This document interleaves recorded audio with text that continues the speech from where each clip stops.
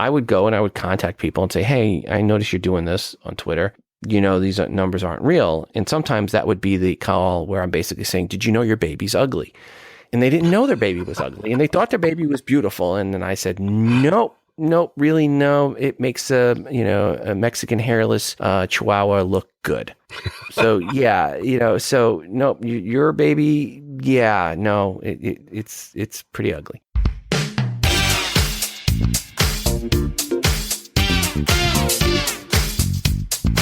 My name is Kerry Green, and I am the client happiness guy at podcastfasttrack.com, and this is Podcastification. This show is all about podcasting. How to do it, how not to do it, best practices, interesting news items that have to do with the realm of podcasting, and who knows what else. And I'm trying to do it all with a little bit of fun and some information to help you get a show going, keep yours going, or make it better. And if you like what's going on here on the show, I would appreciate it, so appreciate it, if you could leave a rating or review on iTunes. You can find out how to do that at podcastfasttrack.com/review. That's enough of that kind of stuff. Let's get you podcastificated right away.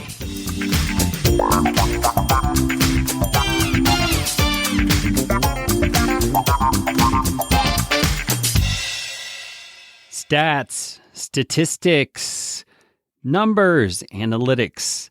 Those are the things we'll be talking about today. And I think it's an important subject because a lot of podcasters, especially if you've been new to the scene in the last, year or so, you may not understand the significance that your stats can have because they tell you a lot about how your show is doing, where it's being listened to, and all kinds of things you can do to actually attempt improvement to the number of listeners that you get. But you could also be on the other side and be one of those people that my guest today calls a stats addict.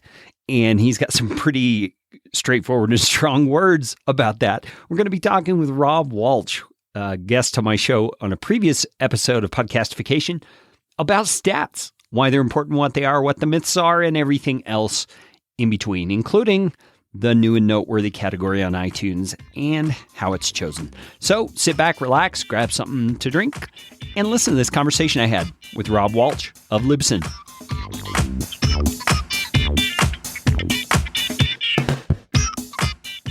Rob Walch, how you doing today?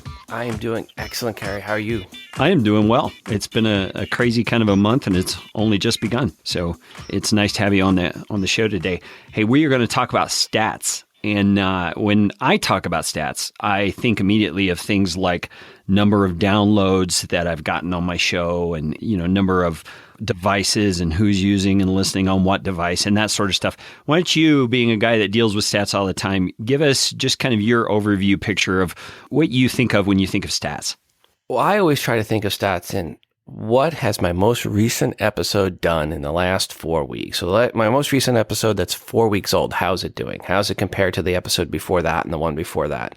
I tend to look at trends on a per episode basis. I love people, they'll say, I get this amount of downloads per month. That's meaningless. It doesn't mean much. You could release 20 episodes a day, every day of the week, and still give a monthly number and have it less than what somebody else is doing with one episode. Ultimately, what people want to know is your unique audience, and that's a per episode. So when I think stats, I try to think per episode. And what do you think 4 weeks? Why are you picking that time frame? Within 4 weeks, you've really hit your core audience. That's where you're going to see most of your responses. At that point, if they haven't listened when you released within 4 weeks, then they're kind of stumbling upon it later on. In addition, advertisers, that's where they want to know. You want to know what your numbers are because they're going to pay you based on what your downloads are in that first month. So that's what advertisers are looking for. And I think that's also where your relevant audience is. In reality, when I release an episode, when I get feedback from that episode, it's usually within the first 2 weeks. But every now and then, I'll still get an email from somebody within maybe 3 weeks after an episode, or maybe up to 4 weeks. But it's rare, very rare that I'll get an email from someone from an episode I released 6 months ago saying, hey, I have a question about this, or here's an answer to someone's question on this. They'll let that go. About the only time I'll ever hear from someone when it's 6 months old or older is, hey, you were wrong. You said this was going to happen. Yeah, human nature to focus on the negative rather than the positive, I think.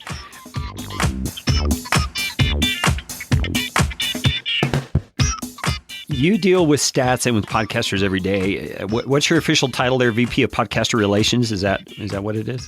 VP of Podcaster Relations, yes. Okay, so as you interact with podcasters and you see the extremes that people go to in checking their stats or not checking their stats, give us some idea of where people are on that spectrum. Every now and then, what we do, our stat processes, we'll pause it for a little bit to do some updating or maintenance or whatever it is. We'll pause it so that no stats are lost. But I'll get an email from someone that said, I checked my stats at 10 o'clock and now it's 11 o'clock and they haven't changed. What's going on? Oh my goodness. I'm like, do you check every hour? And they're like, yeah. We have people that will check every hour on the days they release an episode. Oh my goodness. Why do you think they're doing that? Addiction? Issues with self-confidence? I don't know. Just total stat obsession. I try to tell people, don't check it. You want to check your stats? That's great. Check it right after you post your next episode. Go and look at the stats for the previous ones. That's when I do. I look at my stats once a week when I release a new episode after the episode's released, and I go in and see how did the other episodes do. So you're looking at previous episodes when you go in. Right. And I'm not looking at, I don't know how many downloads my most recent episode had that went up because I haven't released my next episode yet. So when I release my next one this weekend, I'll look at the one that I released, I think it was on Friday, and I'll see how that did when I release the next one. But yeah, I tried to not look at the current one during the week that it's released. I try to stay away from the stats. That totally makes sense to me. I can hear, though, somebody saying, well, if you're not tracking things, how do you know if they're being effective, et cetera? And what I hear you saying is checking it the day of is no more effective. Actually, it's probably less effective than checking it a week later. Well, when you go and you check a week later, you can see how it did the day of and the next day and the next day and the next day. And then I only have to look one time to see how that show did when it rolled out rather than going in multiple times. And all the time I save not checking stats is time I can spend sleeping or working on more content. So, yeah, I mean, every minute you spend looking at and obsessing over stats is one less minute you spend putting towards good content towards your show. Yeah, so most addictions, it's probably a time waster more than it is anything else. I have everybody else's stats to get addicted on. So I spend a lot of time during the week working on stats, just not my own show stats. So I've broken the habit on my own show to go and obsess over everybody else's stats in aggregate. Yeah. And what is your purpose in doing that as the VP of Podcaster Relations? What are you trying to understand so that you can better help podcasters? I want to understand trends. I mean, one of the most recent ones, if you listen to the latest episode of the feed, I think it was episode 93, I talk about this bad myth out there that podcasts need to be 25 minutes or less. You read so many articles that say, oh, your podcast needs to be under 30 minutes, under 25 minutes, around 20 minutes.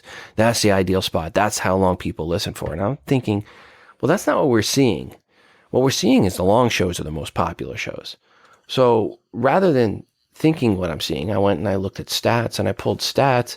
And what we found was I look at all the episodes that were released in the month of January and measured them at the end of February. So on average, each episode was 45 days, nothing less than 28 days, nothing more than 60 days, right? So I looked at all those from January and I looked at all the episodes that got over 100,000 downloads. And then I looked at those shows and I looked at the average length of episode for each of those shows. And then when I looked at that, what I found was of the shows that were getting 100,000 downloads or more, 84% were 51 minutes or longer. Only 9.9% were 30 minutes or less, and 13.2% were 2 hours or longer. So there were more shows that were 2 hours or longer getting 100,000 or more than there were 30 minutes or less. So back to those people that say, oh, shorter shows are better and they're going to be better for your growth. That's complete BS because the stats prove it out. The stats show what people are actually listening to, not what people think people are listening to or what people say their attention span is, but what people are actually downloading and listening to. And that is longer shows. Isn't that one of the greatest values of stats? I mean, I think about the business I do of producing audio and writing show notes and things like that my company does. And I get my opinions made based on observation. but they're still just my opinions, even though I'm quote unquote an expert at what I do. I still have to verify that opinion to be able to say it factually, that this is what's happening. And that's what stats do for us, right? Exactly. And this is a perfect example of where stats come into play, where people are going out spreading misinformation based on nothing but assumptions in some surveys. Whereas we can actually look and say, no, that's not right. And here are actual hard facts and stats to prove that what those other folks are saying about 25 and 20 minutes or shorter is wrong, that longer shows are actually doing well. Now, I always preface when I say these longer shows, and I want to preface this, don't take a 15-minute show, you have 15 minutes of content and spread it out over 2 hours and expect your show numbers to grow. That's called Star Wars Episode 1. Right? Yeah. Lucas took 15 minutes of good content, made it a 2-hour movie, and it was a bad movie. If you have a 15 minutes of content, you do a 15-minute episode. But what I want to say is, if you have an hour's worth of content, don't take it and split it into 2 30-minute episodes because you think no one's going to listen to an hour's episode. They actually will listen to the hour's episode, or 2 hours, or in case of Dan Carlin, 5 or more hours. Yeah. Now, let me ask you a little deeper dive question about that number you just gave us of those episodes over 100,000 downloads. How many shows in total, or how many episodes in total, rather, was that you were looking at when you found all the shows that had 100,000 or more? It was shows and episodes were triple digits, and that's all. Oh, wow. Yeah. Wow. So triple. Digits. Yeah. So in the hundreds, numbers of shows. So the reason I ask that question is because I just want to give people an idea of the scope of this research that you're doing. This isn't just 10 shows with 100,000 downloads or more. This is a significant number. Yeah, and it was a significant number of episodes. I'll have to go back and look. I think it was close to 4 digits on the episodes. It was close to right around 1,000 on the episodes. Wow. So this is significant in terms of stats to bust that myth. And one of the things that tells me is when I hear a so-called podcasting expert out there recommending to people that they should have shorter episodes, I need to kind of question whether they're an expert or not. Yeah. If they don't know in that regard, how might they mislead me somewhere else? They'll probably then tell you about new and noteworthy. Yeah, so let's go there.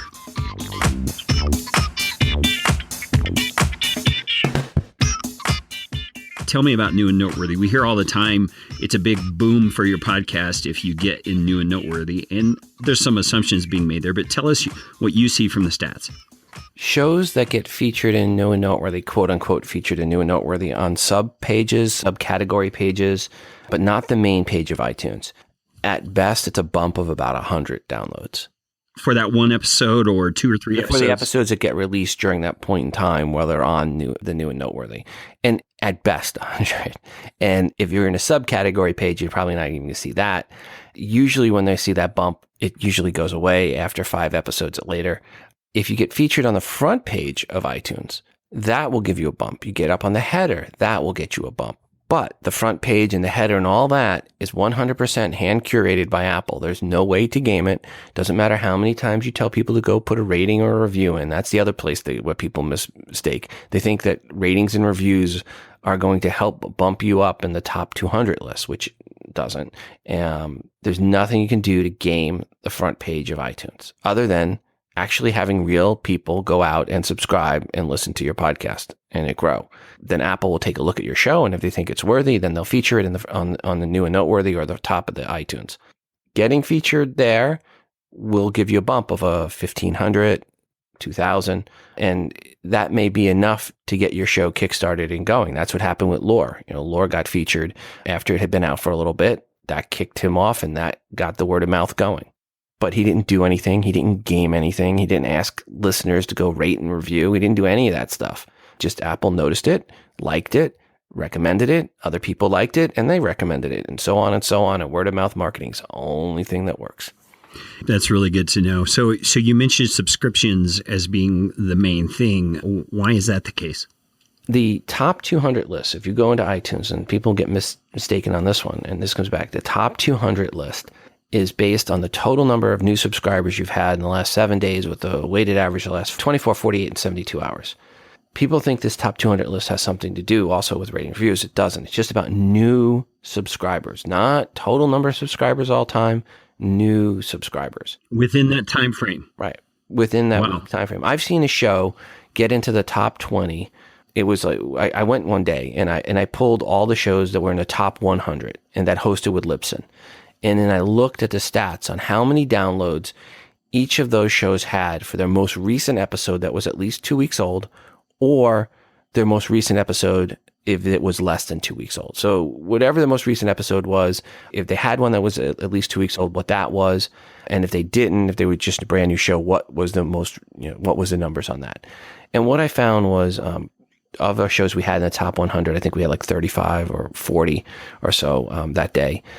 When I looked at that, I found no trend that you could see between how many total number of downloads those episodes got and where they were ranked.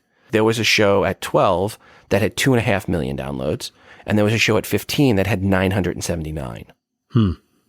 That's quite a spread there. Yeah. And there was others that had, a couple 100,000 that were in the 90 range, and there was others that had 2,000 that were down in the 20 or 30 range.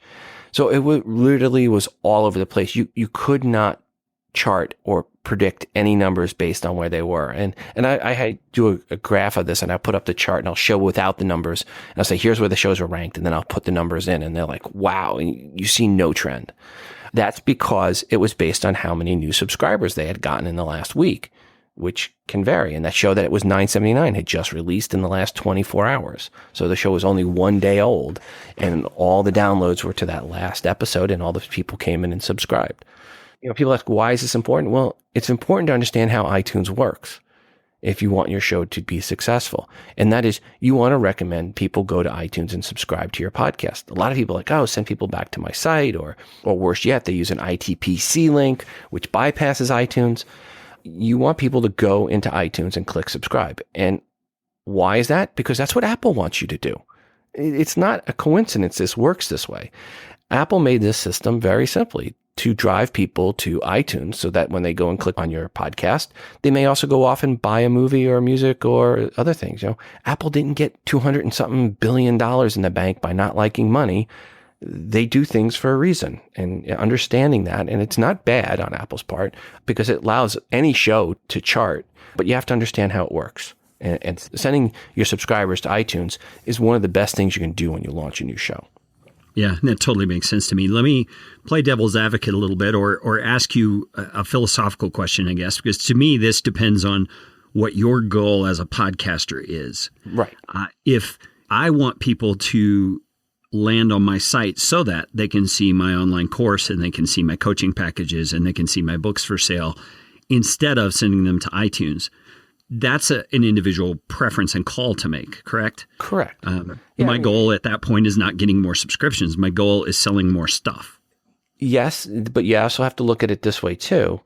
If you're trying to get word out about your site and you feel that your traffic to your site stagnant, you're launching this podcast as a way to then really grow your audience, then you want that podcast to get off to a good start so that it has a chance to grow virally in iTunes.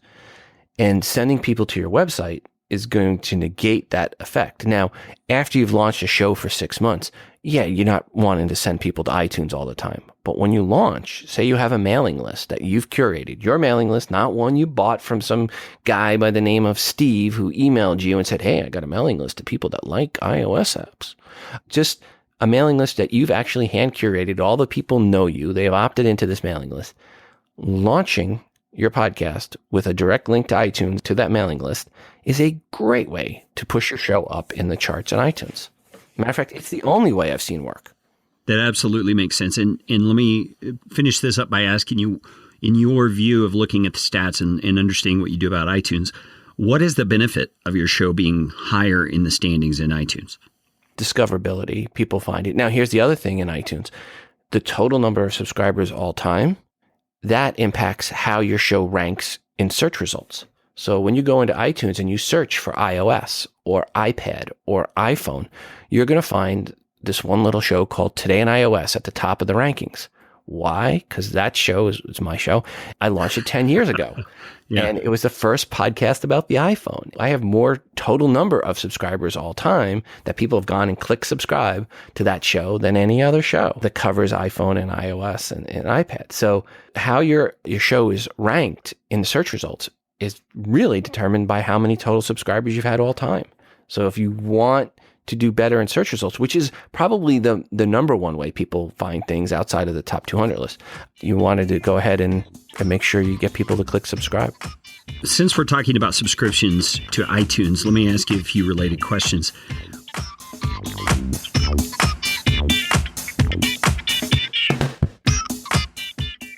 What actually counts as a subscription in iTunes? I know if you go to the iTunes website and you hit subscribe on a show, or you do that through your iTunes program, that's going to count. But what about if someone uses Pocket Casts or, any of those? Overcast, Pocket Cast, Shifty Jelly Pocket Cast, none of those count. Only things that count is going to the iTunes store, clicking subscribe, or going to the podcast app and clicking subscribe.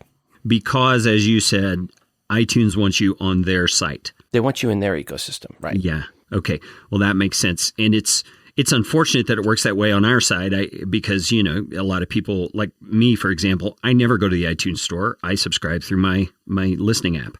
But I understand why Apple does that. So that does make sense. All right. Let's get back to stats. We'll jump off of iTunes for a bit. Tell me some of the most common myths that you hear perpetrated out there about stats. One would be that there's more Android users. I've heard that one come up recently. I don't know where that one came from.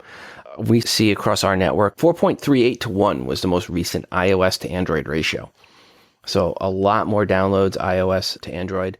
And let me ask you a question about that. It may just be speculation, but why do you think that is? Apple has always made podcasting easily accessible in their ecosystem. So, Apple's done a lot to promote podcasting. I also think up until Google Play Music, there was no native way for people to discover podcasts on Android. Right now, if you want, outside of Google Play Music, if you wanted someone to subscribe to a podcast, you had to tell them to download this third-party app, then go find your show, which isn't good. You want it native. So the Podcasts app on Apple comes default when you buy an iPhone or an iPad or whatever. So that makes it easier. I think the other big misconception is what the typical number of downloads shows get are. People hear people out there running around saying, I get 100,000, I get 1 million, I get 2 million. A lot of those people yelling those numbers aren't telling the truth. I always give this one story. When I started at Libsyn, right before I started, I was at a conference a few months before, and there was a guy running around, and he was saying, I get 60,000 downloads an episode. I get 60,000 an episode. And he hosted on Libsyn, and I'm like, man, this guy's show sucks. There's no way this guy's getting 60,000. This was 10 years ago, right? So, think about that. So, first day on the job, I went into the stats. I looked up his numbers, and his best episode ever was 600. Yeah. So, another thing is people tend to lie about their numbers. So, what we try to do at Libsyn is I always try to give out what the actual median number is and what the mean number, average mean is. And so, the median number is right around 200. That means half the episodes released with us get 200 or more, and half get 200 or less. And I say to people, if you're getting over 500 downloads an episode, that's a successful show.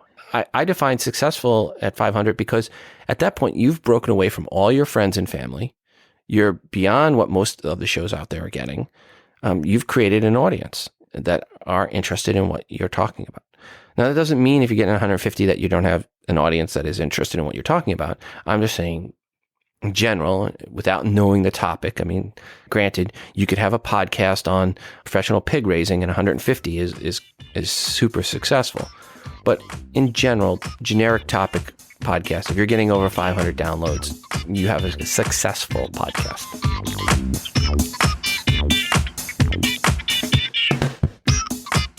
Let's switch gears a little bit to go into the specific stats that Libsyn offers, for example, which most podcast hosting services probably offer something similar. And let's talk about why they're important. We've been talking a lot about downloads per episode, and you suggested a 4-week window to look at to see what sort of downloads you're actually getting per episode. But you guys also have stats about geography and technology and traffic sources. So let's take those one at a time. Geographic, tell us what we would find there and why it's important. Well, geographic, we're going to give you a breakdown on country. In the US, we're going to give you a breakdown on state and then also down onto the city level. So you're going to be able to see how many downloads you got and where exactly those downloads are coming from. in city level, I should say, is a DMA. So it's the metro area. So you'll be able to see, for example, how many downloads you got in Cincinnati DMA versus Dayton, Ohio versus Columbus versus Cleveland.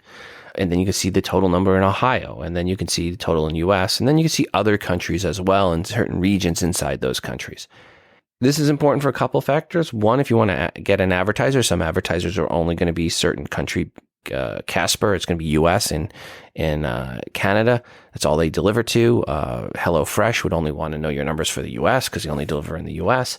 But then you may get an advertiser that's global, like Storyworth, that can deliver anywhere. So knowing where your downloads are coming from helps you if you ever want to monetize via advertising. But it's also just interesting to know how many you get. I mean, my son, for his podcast, he always likes to look at where he is getting downloads, which countries, and then he says thank you to a specific country on each episode. Yeah, that's cool. So you can have fun with that. But it's just neat knowing, wow, I got a download from the Isle of Man. Yeah. Yeah, really cool. I could also see if you're the kind of business or your brand is such that you might host events, you could look at your geography and see where do most of my listeners download from, where do they listen from, and perhaps plan your next event in that area so that you would have a higher likelihood of getting tickets bought. And comedians do that. That's one of the reasons comedians host with Libsyn is that was what they told me is they like it because they're able to go to the nightclub owner and say, hey, I get 350 downloads an episode in St. Louis, or I get X number in Minneapolis. And being able to say they have an audience in that city helps them book gigs. Yeah, which seems like, a way to not necessarily ensure attendance at your event or your gig, but it definitely is improving your chances. You're not just shooting in the dark that way. And people like Dave Ramsey and Joyce Meyer are doing that for their events, where they're even geo-targeting advertising to those areas. To promote that event's coming there. So if you're going to spend, say, money on Facebook ads, you can use the Facebook ads thing to drill into audiences that are in that city interested in your topic and spend your money more wisely. Correct. All right, great. All right, let's talk about the technology. That title, I assume, is talking about the type of technology being used to listen to your show. Those are user agents, right? So applications. That's where Overcast comes in, and Shifty Jelly Pocket Cast, and Stitcher, and iHeartRadio, and different applications that are being used. Safari, Firefox, Mozilla for the browsers. You'll see Apple Core Media. Matter of fact, most podcasters will see Apple Core Media as number 1 and iTunes number 2. The Apple Core Media is the podcast app from Apple. Okay. Matter of fact, one of the clear signs that someone's stats are wonky is when I go and look and Apple Core Media is not number 1 and iTunes is not number 2. That usually is a red flag for me to look at their stats more closely. If I see on a show where 80% of their downloads are coming from a browser, I tend not to believe those numbers. Those shows tend not to have real audiences. They tend to have a player. I'll go and research, and they have a player on a web page that is auto-loading when someone visits the website. Not that they're listening to it, but they're getting these auto-loads, and I will not bring those shows into ad campaigns. So you're saying that the page is set or the player is set so that it begins playing the minute someone shows up on the page? Or preloads it in the background. Some of the players. Some players are bad where they'll preload and it doesn't even play. Some will be autoplay, but yeah, some people have autoplay and they'll take our player and they'll set it up for autoplay. Ours will not preload in the background, but there are some third-party apps that do. But ours tells not to auto-load. But when someone has it for autoplay, that's another flag. I'll go in and I'll look at the numbers usually, and I can see the settings. It shows me the settings. Here's the refer, and here's the settings. It shows autoplay. I'm like, yeah. So they are truly gaming the system to inflate their download numbers. Sometimes they're gaming the system, but most of the time they just didn't know what they were doing. Sometimes they pick a third-party player that looked pretty, but it was auto-loading, and I'll have to tell them, no, you got to switch your player. Sometimes they turned autoplay on because they thought people like that.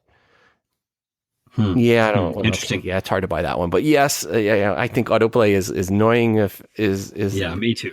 Yes, it gets. All right, let's talk also about why the technology stats are important. Why would someone even care how someone's listening to their episode?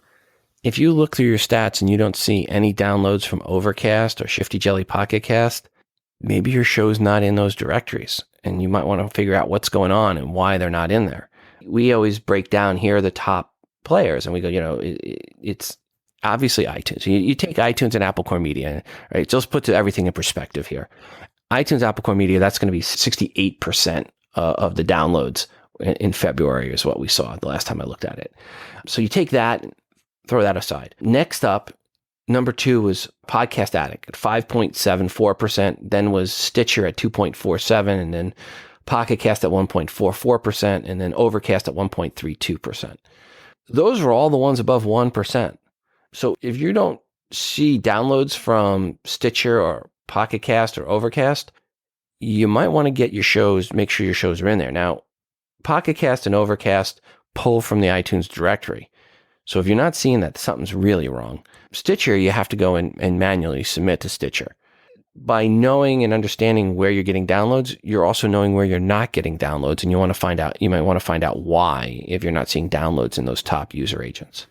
Yeah, so if someone doesn't see downloads from Pocket Casts or one of those that pull from iTunes, how would they go about figuring out what's wrong? Get the app and then take a look and see if your show's in there or how it's showing up. Make sure it's showing okay. Reach out to the developer in those cases, or if you're hosting with Libsyn, reach out to me and then I can take a look and see what's going on.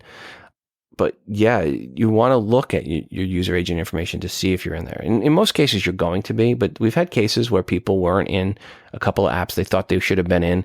And what it came up to, one of them was their title of their show was too long. They had gamified it with spammy tags, and that broke one of the applications out there and couldn't get in.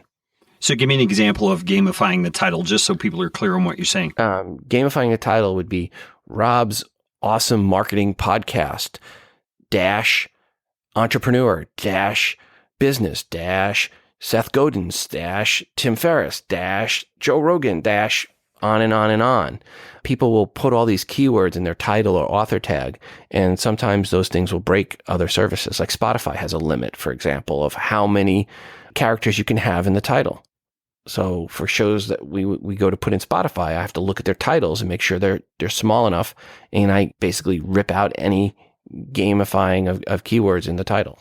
And by the way, this is probably something you're aware of as well, but it was probably 6 months ago or so that I had a client who had done that. I hadn't noticed it, or else I would have referred to her that she not do that. But anyway, she got a note from iTunes saying, you need to fix this in the next so many hours or we're going to take your show off of the listings.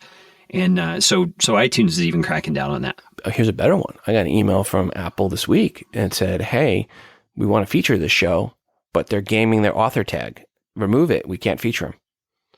Wow. So even gaming the author tag, is it mainly the title and the author tag that are to be concerned about? Right, because those are the ones that are most relevant in search results. So people know, okay, those are the only two things that affect search results. I'm going to put stuff in. Your author tag should be your name or your company's name, and that's about it. Your author tag should not have Tim Ferriss or Zig Ziglar or Seth Godin or anything else, or business or entrepreneur. It could be Kerry Green, entrepreneur. That's it. Or Kerry Green, author, but not Kerry Green, author, who sometimes interviews people like Tim Ferriss, Seth Godin, and stuff like that. So in this case, it was one where the person had both, actually wound up having gamified both the title and the author. The author was just really bad. So I went back to them and said, hey, you got to remove all this stuff. And he cleaned it up. And I went back and said, okay, he's cleaned it up. And now we'll see if the show gets featured or not. Interesting. So when you say featured, you're talking about they're on the main page and that sort of stuff. Right. Yeah, so that matters for that as well. So yeah, just good lessons learned here for people to understand. All right, let's move on to the next stat category, traffic sources. How is that different from the technology? Technology would be Safari, Mozilla, Firefox, Chrome. That would be what you would see in their technology. But that doesn't tell you where. Was that your website? Was that Facebook? Was that Twitter? Was that LinkedIn? Basically, it's we call it destination stats. It tells you where that consumption came from. Was it from your RSS feed? Was it from iHeartRadio, if you have that as a destination? Was it from LinkedIn? Was it from Twitter? Was it from your web page, or was it from your web player? So this way, now you know where those consumption came from, not just what user agent, but where. What was it? What destination that you pushed your content out to did you actually get consumption? Yeah, okay. So if you are habitually sharing on, say, Twitter, and you notice in your stats, you only get 2% of your plays or downloads from Twitter, you may want to rethink your Twitter strategy. Correct. Okay, that totally makes sense. And I'm very disheartened because I see LinkedIn is really low for me, and I really try hard on the LinkedIn side to build up a group on LinkedIn, but I get very little consumption over there on LinkedIn. I get more consumption via Facebook, and I don't like Facebook. Yeah. It doesn't really matter what you like, though. It matters what your audience likes, correct?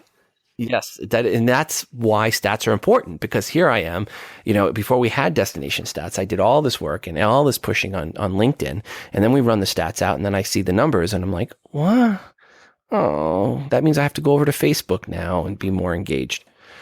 But yeah, it told me where people were actually cared and were consuming. So not where I wanted people to consume, but where people actually were consuming. And that's where stats come in.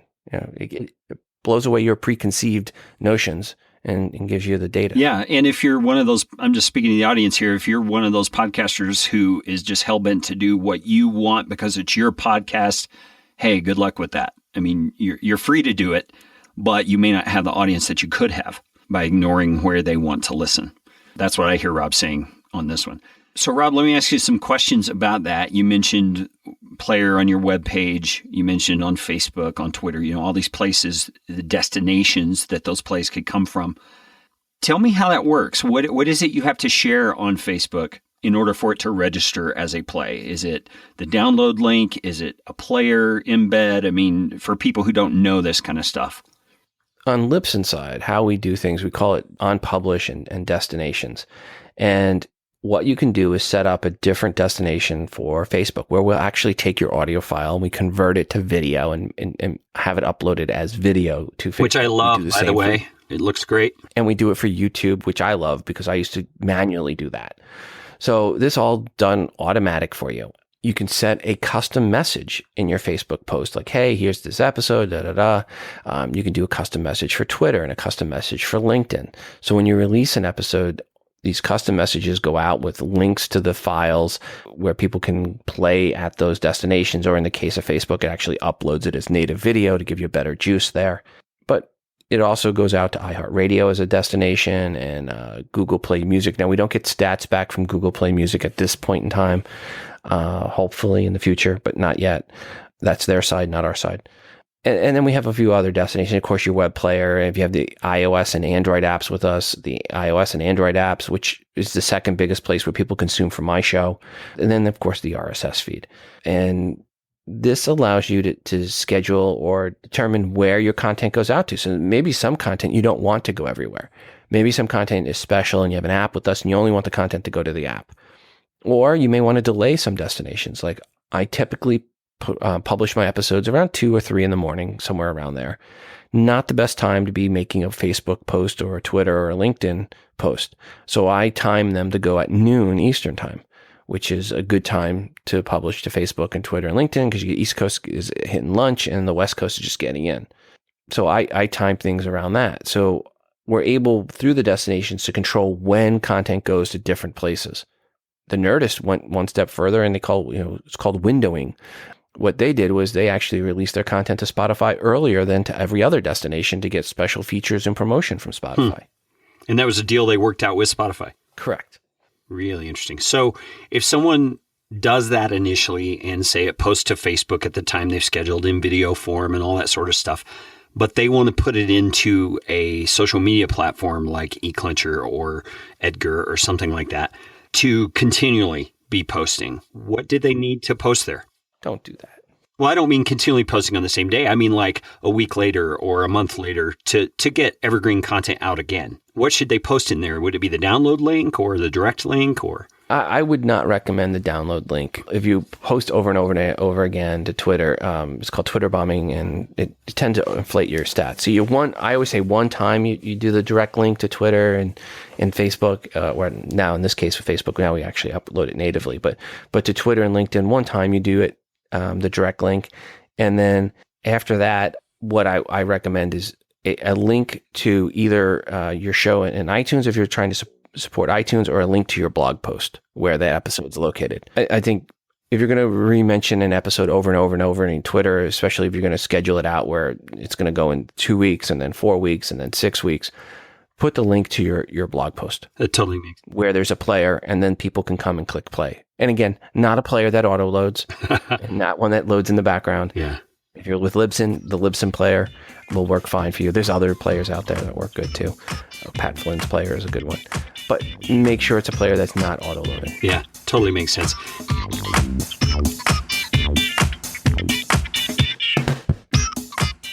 Now, you mentioned a phrase there I'm sure a lot of people are not familiar with, Twitter bombing. It does relate to stats. So why don't you explain to us real quickly what Twitter bombing actually is and why it's not a good thing? There's varying degrees of Twitter bombing, but the basic definition is someone that's going to be tweeting over and over and over multiple times an hour links to different episodes that they've released. And I've seen some people where they tweet 100 times or more an hour links to their episodes. That's insane. Yeah. And first off, nobody's going to be following you on Twitter if you're doing that. Right? and some of them are using multiple accounts anyway. But when you do that, you've lost all value of Twitter. But there are some bots. Every time you put a link up there, there's some bots that will hit that. So what they found was, well, if I do this, my numbers go up. Well, kind of, yeah, your numbers go up.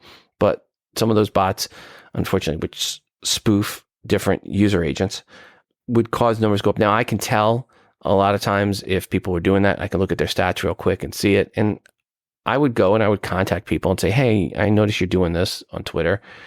You know, these numbers aren't real. And sometimes that would be the call where I'm basically saying, did you know your baby's ugly? And they didn't know their baby was ugly. And they thought their baby was beautiful. And then I said, nope, really, no. It makes a Mexican hairless Chihuahua look good. So yeah, so no, your baby, yeah, no, it's pretty ugly. And unfortunately, some of those people would tell me, well, this is what XYZ person told me to do in his seminar. And I'm like, oh my God, did you pay for that seminar? And like, yeah. I'm like, oh. And which brings me back to the other advice I always tell people. I go, the value of advice you get in the podcasting world is inversely proportional to the amount you spent on that advice. There's people out there that were just recommending that and selling that as a way to guarantee you grow your audience. And no, you weren't growing your audience. You're just growing some bogus numbers. Now, for the most part, people have stopped doing that because they realized it wasn't real. And I've reached out to those. And those that were doing it, when I see it, I blacklist them. They weren't allowed to be in ad campaigns. So they're kind of blacklisted. I won't be presenting them in any ad campaigns at any time. Wow. Now, there's a couple that have realized that that had no idea that what they were doing was wrong, and then they had paid for that, and they've changed their ways, and they've gone back, and their numbers, as soon as they went back to doing it right, were fine. And I said to people, I go, look, if you really want to see if that's a real audience that you get from doing these tweets over and over, I go, replace the direct URL with the link to your iTunes store page and see what happens. And everybody that did that, the numbers went away. Yeah, that because it wasn't real. Totally makes sense. So why is this particular to Twitter and not Facebook or LinkedIn or anywhere else? Just the bots that run through Twitter. So there's automated software that's there's stuff that's out there scraping and looking on a constant basis. And does it more on Twitter than the other social media platforms? That we can see, yes. Yeah. Okay. All right. That makes sense. Well, Rob, this has all been great information. What have I not asked you about stats that I should have asked you about stats?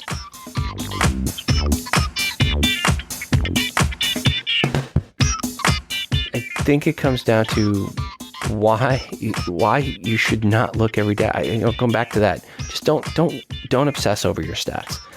Look at trends. Don't look at the total number. I think trend lines is more important. Is your show growing? If it's not growing, try to figure out how to get it to grow. But don't obsess over the fact if you have 1,500 or 15 downloads at this point in time. Work on creating great content. Ask your audience to help promote it. And don't check your stats every day. Just don't do it. Look once a week if you're a weekly show. See how your show did the last week. But don't be that person that when we pause stats for an hour, you're emailing me asking what's happening. So it's kind of self-serving, huh? You just don't want to have to deal with all those emails. But I totally get the point, though. That's it. But I just feel bad for people that get it. And I understand when you first start podcasting, you're going to be addicted to it, and it's really important. But don't do it. Don't do it. Just break the chains. Yeah. It's kind of like the your baby's ugly conversation, except in this case, you're saying you need a life. I would take it almost to dieting. If you're going to eat a chocolate chip cookie every hour, you're going to find it hard to give up eating chocolate chip cookies. Yeah. if you're used to doing that. Now, if you can go a week without a chocolate chip cookie, you may find that soon you can go a month without a chocolate chip cookie, and you'll be in better shape for it. And I think you'll be in better shape if you can go a little bit longer without checking your stats. Now, again, check it for the right reasons. Check it to see where you are. Check it to see where you're not, and then do some promotions around the places you're not and see if you can help there. But even then, don't be checking on a daily basis. Yeah, and so that kind of lends to the final question I was going to ask you, and that's to flip the coin around and look at the other side. What would you say to the person who never checks their stats? You got to check occasionally, otherwise you have no idea where you're not and what's going on. So you do want to look occasionally, at least once a month, to see how your show is doing. It tells you there's so much information you can get when you actually look at your stats. But again, don't over obsess, but look, see where you are, see where you're not. And if you're hosting with Libsyn, if you haven't set up destinations, by all means, set up every destination you can. Go under destinations in your Libsyn account and then click add new for everything you can add to. Add a blogger page, add a Tumblr page. Here's a great one. I talked with an SEO expert last week at a conference, and he broke the myth. I mean, he said, the whole myth about if you double post content on 2 different blog pages, it will hurt you. Yeah. He's like, no, that's complete BS. He goes, there's no truth to that at all. Google will not hurt your site's index or ranking because the same content was posted somewhere else. It won't boost you, but it won't hurt you. So get your content into Tumblr, get your content into Blogger. Those are free places you can publish your content to post to. And additional places people may stumble upon you. He goes, and for those that think, oh no, that's not true, Google really does punish you, that's because that's FUD that's out there. That he goes, I don't know where the myth came from. He goes, if that was actually true, he goes, there would be a whole industry created around finding competitors' content and reposting it so that you would hurt all your competitor sites to boost you up. And he goes, and there isn't that industry out there. Yeah, that makes total sense. Now, let me get some clarification on what you just described there. So when you say set up a Tumblr page or a Blogger page, are you talking about setting it up so that you set up those accounts, you link that to your Libsyn account so that when your episode publishes, it automatically publishes to those places as well? Correct. Yeah. And so what is it going to publish there? Is it just going to be like what is in your description on Libsyn with a player? Yeah, the title and description of your episode along with the player. Wow. That's pretty cool because I had not thought of those two things, honestly. Blogger and Tumblr. Granted, I know 3/4 of people on Tumblr are there for the porn, but there is that other 25%. Yeah. And it also, may rank in Google organic search, and that's where they find you. Right. And that's why you publish to YouTube too. It's why I always say to people, like, why are you publishing your audio as video with a static image in YouTube? Because of SEO, because of search. YouTube has really good placement in Google search. There's a reason for that. Yeah. Yeah. Google happens to own it. Right. And they own and they own Blogger too. So, that one has a little bit of an extra boost there. Yeah. Well, I think that hack right there is, and it's not really a hack. It's just a piece of information we didn't know. I think that's worth the entire conversation. Not that everything else we talked about was worthless, but that's a great tip. So Rob, I wanted to just point out that you guys do a podcast every week from Libsyn called The Feed. And if people who are listening are very interested in stats and want to keep up on what the averages and means and stuff like that are, Rob talks at the end of every episode about the current stats that are going on through Libsyn. And so Rob, why don't you tell us a little bit about The Feed and where people can find it? All right. So if you can go to thefeed.libsyn.com, that's Libsyn. And for those wondering, Libsyn stands for Liberated Syndication. So Libsyn.com. So thefeed.libsyn.com. And that's where Elsie Escobar and myself, we talk, we record every other Friday. So it comes out every other weekend. So this show comes out every other weekend. Try to make it every other weekend. And we're at episode 93. And part of what we talk about is we answer people's questions. We talk about news in the podcasting space. And then at the end, I talk stats for all the stat junkies and we try to do some myth busting on the show. There's a lot of bad articles out there on podcasting. We talked about earlier how to tell if someone was bad, when they're telling you that it'd be 20 or 25 minutes for an episode or new and noteworthy. And we go over some of the other ones that people will say so you know what to avoid. And it's just a fun community show that we do. And Elsie does all the hard work, the editing, and I get to just show up on the Friday mornings and we record, and she goes and does all the extra work. Yeah, and I could say one of my promos for your show, I guess, is that I enjoy it because it's kind of like that one trusted source that you find in the health industry. You know, there's so many things being said, and you don't know if paleo's best or vegan is best or whatever, because there's just so many quote unquote experts saying what they believe and what they have found. But you guys are talking from a stats point, and you're talking from seeing the actual behind the scenes things with thousands and thousands of podcasters. So it's a trusted resource that folks can actually go to and get the real scoop. So that's what I appreciate most about you guys' show. So thanks for doing that, Rob. And thanks for all your service to the podcasting community. I know you've been around for a long time, and people don't know you. They should. So Rob, how could they get in touch with you personally? Very easy. Just email me, Rob, R-O-B, as in Robert, R-O-B, at Libsyn.com.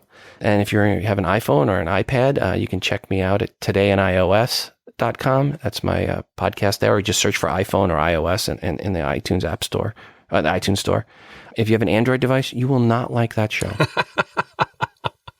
Yeah, well, that's okay. That's okay. We Android junkies have our own shows, so I think we'll be good. Go to Android Central if you want an Android show. That's a good one. Okay. Rob, thanks so much for your time. This has been great. Gary, thanks for having me. Hello? So which of those two are you, the podcast addict or the apathetic person who doesn't care at all about your stats? I hope that you learned something powerful or significant for your podcasting plan on this episode of Podcastification. And you know what time it is. It is time for you to go and make it a podcastificating day.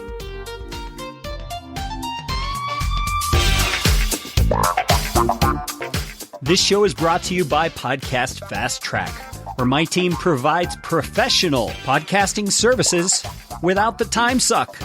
Full production, editing, and show notes, all in one monthly subscription package. You can find out more at podcastfasttrack.com. Now go out and make it a podcastificating day.